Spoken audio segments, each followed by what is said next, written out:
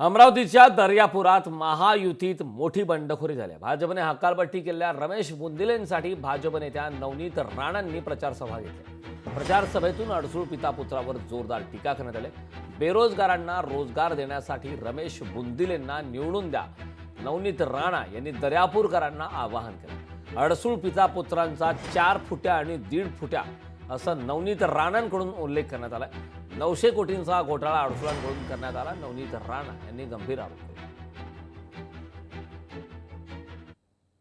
जे दुसरे पक्षाचे उमेदवार उभे आहे ना, एकानी पूर्ण बँक डुबवली.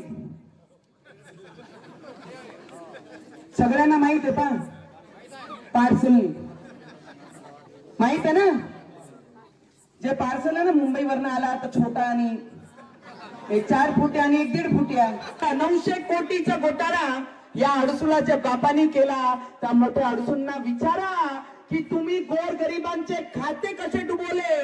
जे कामगार वर्ग ज्या बँकेमध्ये होता त्या गोरगरिबांचे पैसे तुम्ही कसे खाल्ले, त्याचं उत्तर तुम्ही द्या आणि मग तुम्ही तुमच्या मुलाकरिता या मतदारसंघामध्ये मत मागा. लोकशाही मराठी ऐका, पहा, जागरूक रहा.